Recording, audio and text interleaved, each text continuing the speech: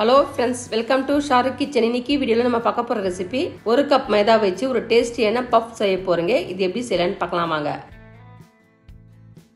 Puff செய்ய first ஒரு mixing பவுலில் ஒரு கப் மைதா மாவு எடுத்துக்கலாம்.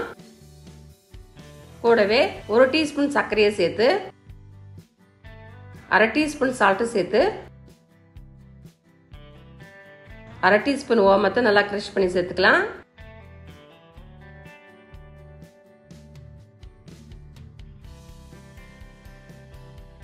கடைசியா 2 டீஸ்பூன் சமையல் எண்ணெய் சேர்த்து நல்லா மிக்ஸ் பண்ணிக்கலாம். நம்ம சேர்த்த பொருள் எல்லாம் மாவுல மிக்ஸ் ஆகிறதுக்கு மிக்ஸ் பண்ணிக்கங்க.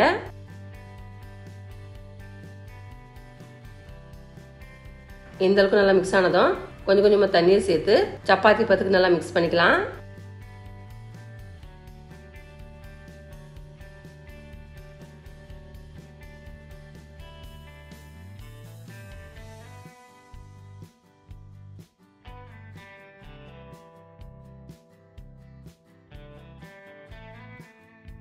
சப்பாத்தி பத்துக்கு இந்த அளவுக்கு நல்லா சாஃப்டா பிசைஞ்சு எடுத்ததும் சின்ன சின்ன உருண்டையா உருட்டி எடுத்துக்கலாம்.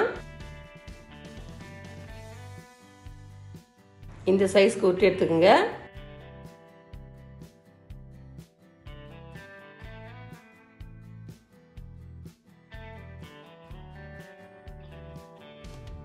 எல்லா உருண்டையை உருட்டி எடுத்ததும் இது அப்படியே இருக்கட்டும்.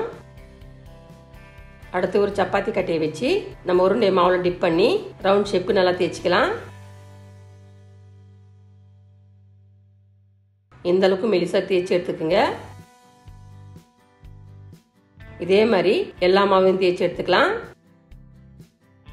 நம்ம தேய்ச்சி எடுத்த ஒரு ரொட்டியை வச்சு இதுக்கு மேல அரை டீஸ்பூன் எண்ணெயை சேர்த்து பிரஷ்ஷால் நல்லா அப்ளை பண்ணிக்கலாம்.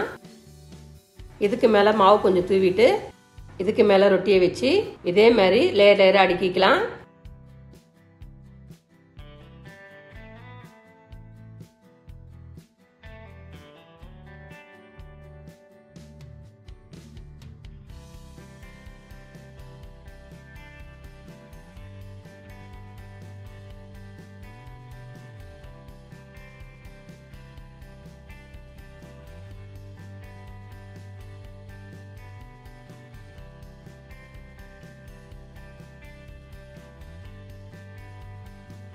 மொத்தத்தில் நான் 6 ரொட்டி வச்சிருக்கிறேங்க. இந்த மாதிரி ரெடியானதும் இப்போ பூரியை கட்டியை வச்சு ரவுண்ட் ஷேப் நல்லா தேய்ச்சிக்கலாம்.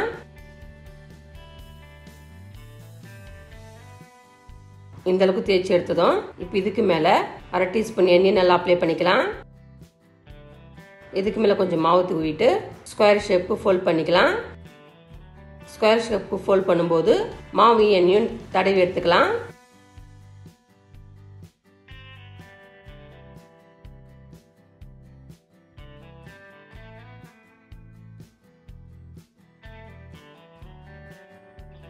இந்த மாதிரி ஸ்கொயர் ஷேப் ரெடியானதும் மறுபடியும் சப்பாத்தி கட்டையை வச்சு ஸ்கொயர் ஷேப்புக்கு தேய்ச்சி எடுத்துக்கலாம்.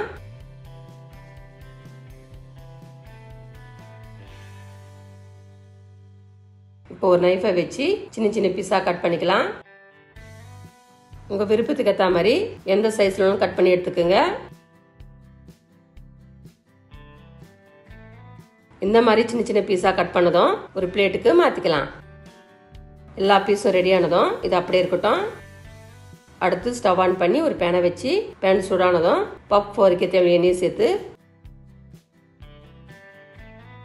எண்ணெய் நல்லா சூடானதும் நம்ம ரெடி பண்ண மாவை ஒவ்வொன்றா சேர்த்து நல்லா ஃப்ரை பண்ணிக்கலாம்.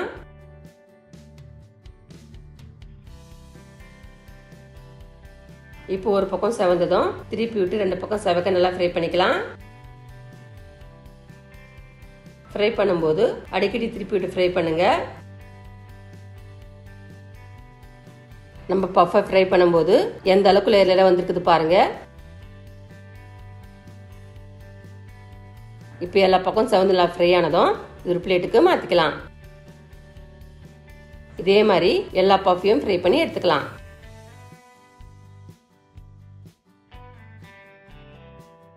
இப்போ பாருங்கன்னா பர்ஃபெக்டான டீ டைம் ஸ்நாக்ஸான பஃப் சூப்பராக ரெடி ஆயிடுச்சு.